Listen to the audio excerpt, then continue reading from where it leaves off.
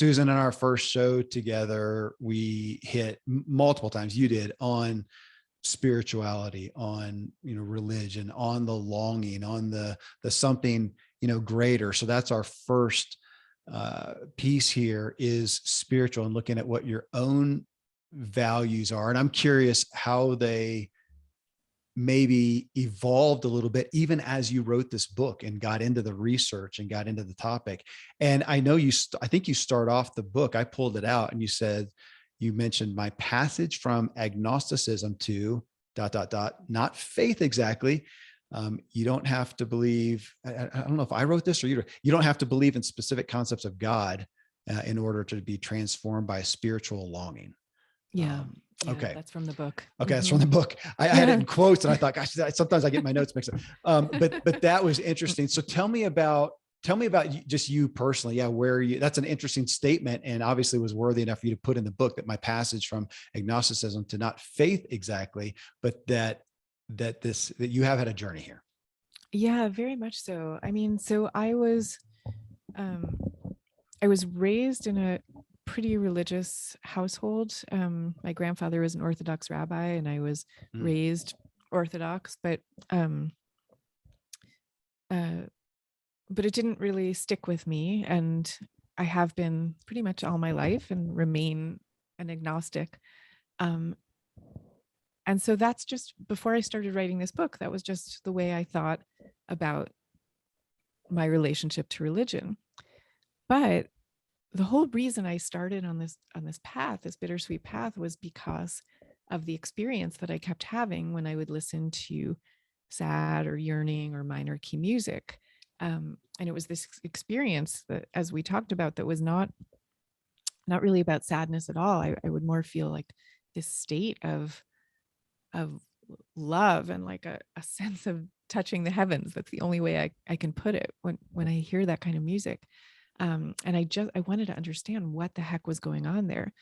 And what I realized, and what I found out through researching like the wisdom and artistic traditions of the centuries, is that this is a kind of fundamental state of humanity, that the state of longing for a kind of fundamental, love, and a fundamental union, and a fundamental state of beauty. And that I believe that what I experience and what I feel when I hear that kind of music is what many people are experiencing when they talk about God.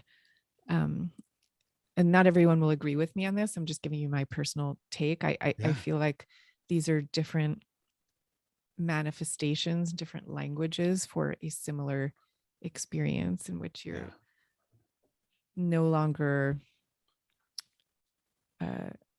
bound for a moment in time, at least, you're not bound in the prison of the self. Yeah. And when I hear that kind of music, also, I often feel, for a few minutes afterwards, I feel like I can contemplate the fact that the people that I love will not live forever, and I will not live forever. And it feels like it's perfectly okay. It's like there's this sense for a moment of total equanimity about everything that is. So yeah, I guess that's how I now define it. I think it's a pathway, and probably if we talk again in 5 years or 10 years, I'll probably say something a little bit different or farther along the pathway or something. But is it fair to say then that you're, as far as then a practice is, I mean, you obviously do, I mean, it's part of your book, you practices, you habitually, you routinely engage in these moments. You talk about music, I'm sure there are others, but where you proactively engage in those in order to have this feeling, no different than somebody who may go to church, who may go pray, who may go whatever. They're doing it in order to experience the divine, or as we talked about you said it in the first show, it was something to the effect of, something bigger than the moment, beyond this moment, beyond what we see in the present. Yeah, very much. And I feel it whenever I have access to those states, I like go to them. I would love to be in it all day long if I could, but I think it's wonderful to know for each person. My sense is that there are gateways that deliver us to those kinds of states of Yeah. being, and that they're all over the place. And it's really helpful to know which gateways call out to us personally the most.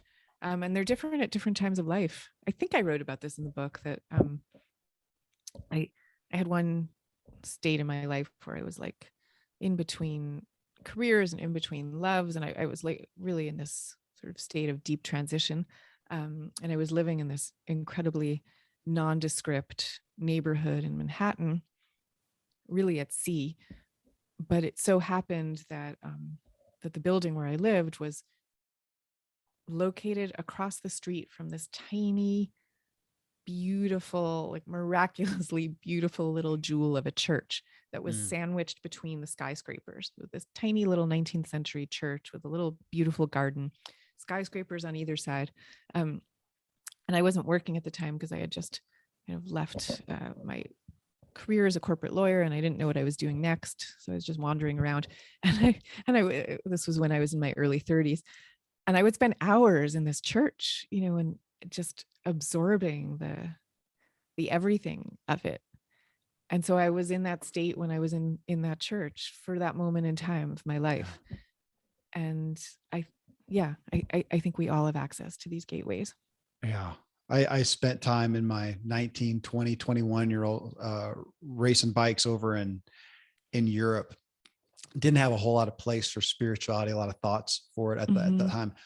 And I went to these old churches, though, these big monolithic, stone churches. And I think I just wanted to touch something sacred Yeah. that was missing from my, you mentioned gateways, and there's a great book that if folks you want to check out, it's called Windows of the Soul. It's probably 30 years old, 20 years old, I don't know, by a guy named Ken Geyer. And he talks about that ways that we all experience a spiritual moment, whether it's music, whether it's the mountains, whether it's a church service, whatever it may be. And it's a neat um, dig into some of the things that may speak to you. And yeah, as we talked about, give some permission to find it in some unorthodox ways, possibly. Yeah, absolutely. I'll just say one other Yeah, thing about it, which is that I think that the more you find those gateways and the more time you spend in those states of being, yeah, the more you start to become aware of how like ridiculously miraculous everything around us is, and yeah. just the state of like it's all really sacred. Like regardless of Mm, whether you're an atheist or believer, like put those kinds of questions aside. It's all sacred. Everything around us it's incredible. Um, and that's an apprehension that we lose touch with in yeah, everyday life, especially as we grow older, and you lose the sense of the wonder and the miraculousness of it all. But I think it's important to proactively tune into that. agreed. Agreed. And your book, Bittersweet, I think really does a great job of calling us to that.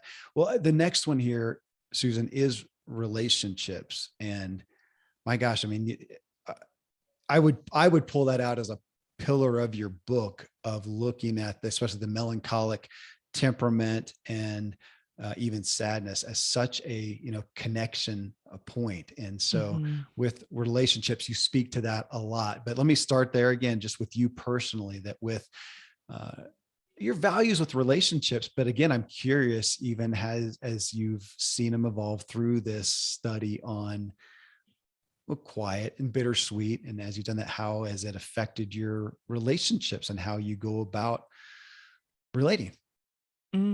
Yeah. I mean, I don't know. From the time I was very young, I've always been a huge reader, and I read this book, E.M. Forster.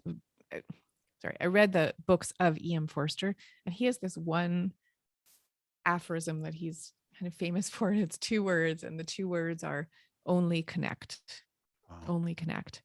And ever since, like the moment I read that, I was like, oh my gosh, yes, that's it. That's like all anybody needs to know about life. Only connect. And I look for those connections everywhere. Um, and I focus on the ones that go deepest for me. Okay. And I think it's different for everyone, but the ones that are deepest for me, on the one hand, it's my family, like my husband and kids. Like I'm quite happy to just like hang out with them most of the time. I don't really, I mean, I have lots of friends, but I don't have many kind of daily social needs beyond that. But then I also love like the connection between writer and reader, for me, or between musician and listener or whatever. Like those are connections that take place between people who may never actually meet in quote real life ever, and they may never even have lived at the same time. The connection could be between someone who wrote something down 2000 years ago that rocks your world now. And I value those connections so incredibly deeply, because those can be Huh. really deep soul connections, Yeah. in a way that an everyday interaction might not be. So that's kind of what I'm in it for. I'm in it for those kinds of connections. And, every time I find that with my own readers, I love it. Like the best thing in the world to me is getting letters from readers who are like, oh my gosh, that thing that you described, I have felt that so deeply. And I'm like, oh yeah, you too. Like that feeling of sharing the same experience. Yeah. Yeah, I love it. How So I'm that's what I curious. focus on. I'm curious with your boy. How old are your boys? You got two boys. Yeah, they're 12 and 14. How have you? I shared a story in the first show about new information I got on attachment, and not fixing Mm-hmm. the ouchie, but just, hugging the kid. Um, when you look at connectedness, and especially in relation to sadness, as you talk Mm-hmm. about in the book, how has that altered your parenting style and your efforts to connect well with your boys? Specifically, it's interesting with boys because Mm-hmm. as we talked about also, that's not generally, men don't go to emotions, period. And especially not the negative ones. So now you've got two boys whose mom is, writing a book on bittersweet and hanging out Yeah. with Brene Brown. And how have you been able to bring that in as a parent? I don't know. I mean, I guess because this is so much like what I'm doing every day, and they know it, it's just Okay. become part of like everyday life. So I don't know. It's a funny thing, they're like these little athletes, and they're living in a kind of typical boy world, I think, where you don't Yeah. talk about that stuff so much. But then they like come home and like, there's mom writing about bittersweetness, and they know that. And they'll like, I gave one of them needed to write a thank you card like right before they left for camp. And I gave them this stash of cards that I had, so that they could use one. And my son was like, oh yeah, that's a really bittersweet card. It was like a picture of a tree that was rendered in blue. So I guess I just feel like that's kind of normalized for them because they Yeah. live with it in the everyday. Yeah. Um, I don't Interesting. know. I do feel like there's a way in which, because I'm so immersed in this stuff, I also think it helps me parent, because when I have those like acute bittersweet sensations, like dropping them off at camp, and Mm, that's a moment where you're like acutely aware of the right. passage of time, and that because the moment that you drop them off for camp is really a microcosm of the fact that they're going to grow up and move forth to their own lives. Um, I shed the tear in the moment, but there's also a part of me that's just deeply aware that this is the way things are, and the way things must be, and the way things should be. So I don't resist it so much. Yeah. And I think they know that. So I think they don't feel the burden that kids might feel of like, oh, this is really hard on my parent. Because I think they know Hmm. that, and my husband is like this too. I think they know that we sort of deeply accept and wish for them to grow and move forth. I hope they know it. I think they do. I also appreciate you mentioning the connectedness that we feel in a relationship that may never meet, like that with Yeah. an artist. Music, I think, similar to you, that's one of my main points of beauty and pain. And I'm so grateful for the artists out there that do what they do, that I get to listen to, we have nights where I'll just pull up, I'll look for live videos. I just got a new artist that I discovered. I want to see if I can find them playing this song live. Mhm. And we've had moments where we'll play it 2-3 times, in a row and just feel it. And yeah, connected that I feel to somebody who has no idea who I am. Yeah. Thank you for giving that some validity. I appreciate that. Oh yeah, absolutely. And it's probably something I think about extra because, all the work I've done with introversion. So I'm like very aware of the fact that, like our society would tell you, well, humans are meant to connect, so therefore, you should go to a lot of parties, let's say. Right. But like there's a lot of people who don't tend to find that sense of connection at a party. They actually might feel kind of bored or lonely or unhappy.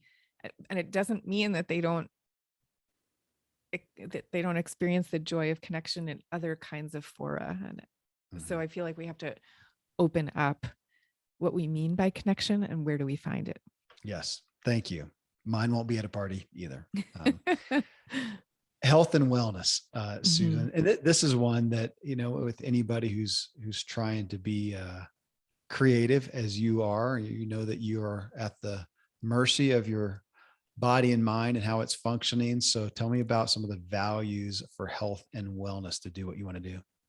Oh gosh. Well, I mean, I will say I went through a period of time in my life where I barely exercised. I felt like I didn't have time to. Mm.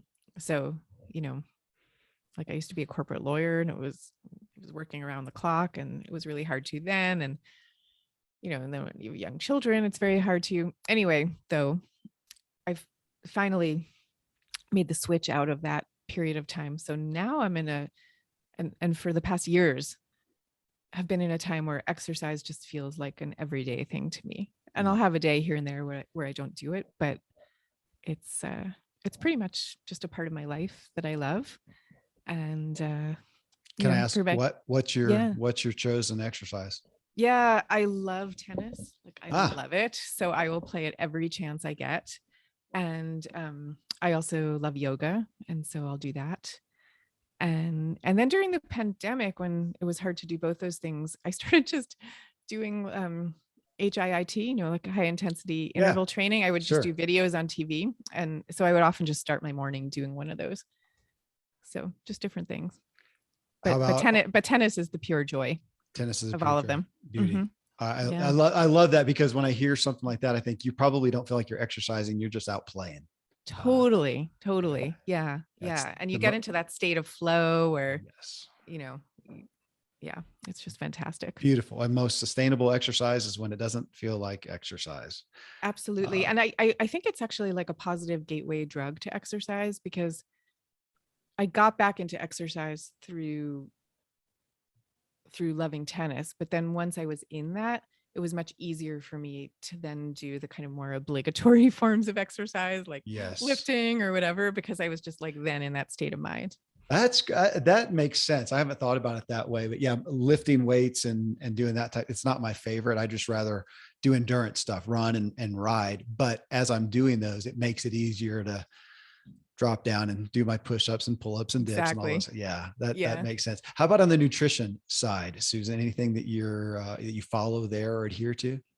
I mean, uh, I do my best. I try to have we call it the green drink in my Yeah. house, and I try to have one of those every day. So I find like making green drinks and making smoothies and things like that is the easiest way to eat healthy for me. Because you can kind of throw it all in and get it in all at once and enjoy it while you're doing it. And I would say my nemesis is my love of chocolate. Like I love chocolate so much that I never go a day without it. And I know that sounds like a really harmless type of vice, but I eat way too much of it. So that's the thing I always have to work Well, on. we would have fun hanging out, because I can't remember a day I haven't had chocolate.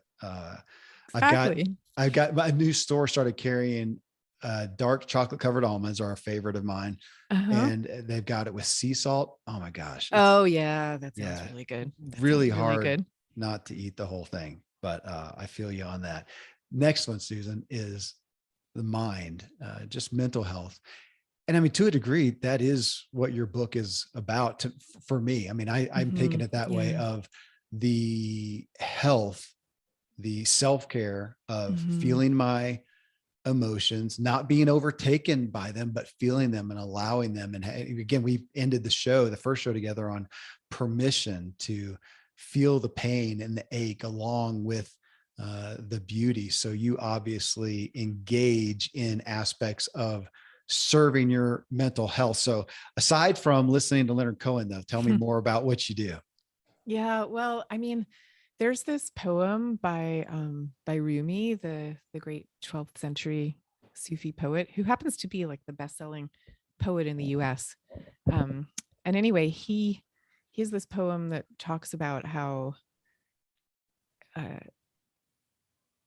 he says every day we wake up confused and frightened, and that instead of going, this is the way he's putting it, he's saying instead of going immediately into your study and drawing down a book, like basically instead of going straight to work, he says um, we should be engaging with beauty every morning. Mm, And the way he puts it is, let the beauty we love be what we do.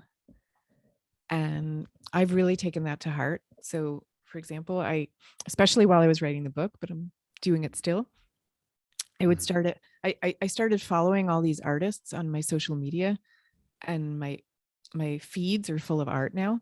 mm. And so I start most of my work mornings by choosing a favorite piece of art and then sharing it with my community.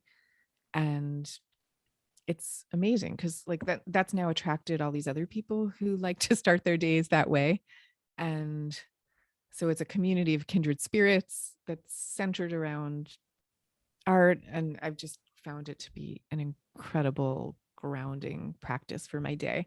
And it wasn't like I started it off like, now I will do something mentally healthy. It was just something I kind of started, and it's been wonderful. I looked at one of your social media pages and saw one you recently did. It was just a park bench under a tree, Yeah. Yeah. and it was beautiful.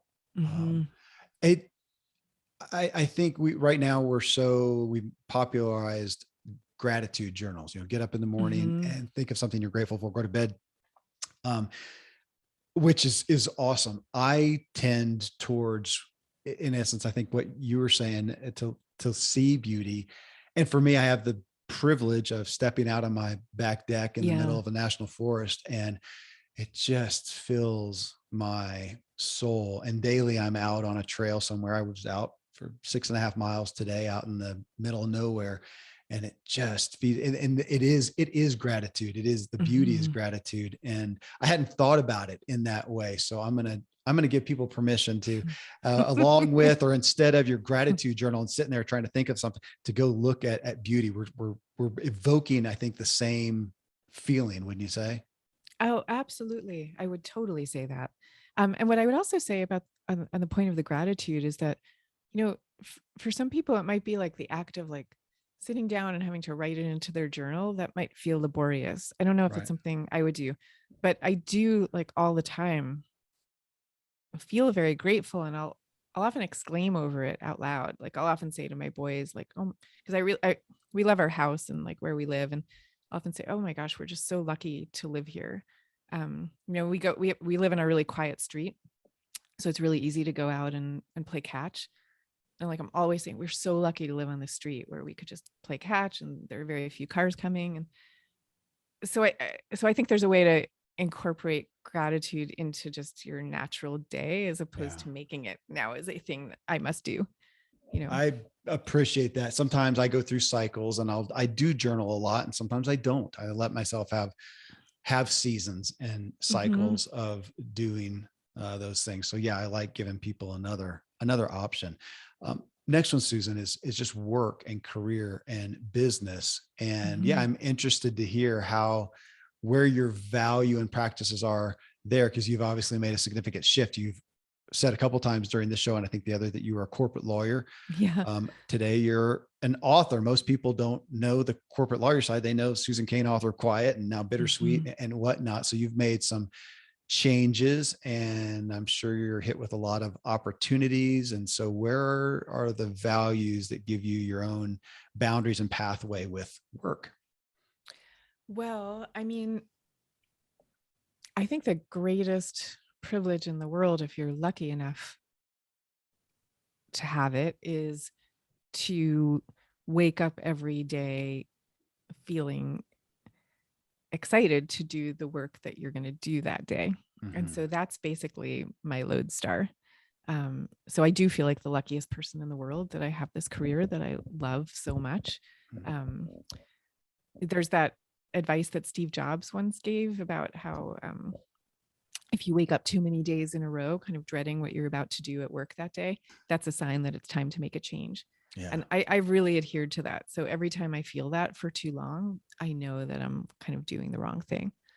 Um, so yeah, that's really the lodestar for me. But I'm also aware as I say this that like I'm incredibly lucky to have the career that I do. So what I would say, like when I made that switch from the corporate world to the creative world, I never really thought I was going to be able to make a living at writing. Mm. So what I did was I set up a little freelance business on the side. I started teaching people negotiation skills, which was something I had learned how to do from my lawyer days. And it wasn't really what I loved doing, but I felt like it was good and helpful work. And I fully expected that I was probably going to be doing something like that forever to pay my bills, because I never thought the creative stuff would really generate an income. Yeah. But I do think it's really important to have that kind of a plan B that pays your bills, because, well, number one, you have to pay your rent, but even from a creative point of view, it's hard to do your best work if you're stressed out Yeah. about how you're going to make ends meet. Yeah. So I feel like our culture is often sending us this message of like, go for it, go for your dream. Let all the practical stuff go. If you Mm-hmm. care enough about your dream, follow that. And I don't think it has to be so either or. I appreciate you saying that. I have in the past come from more of the either or of, Mm-hmm. no plan B, you just go and do it. And today, sometimes terror works, but man, it can wear you out.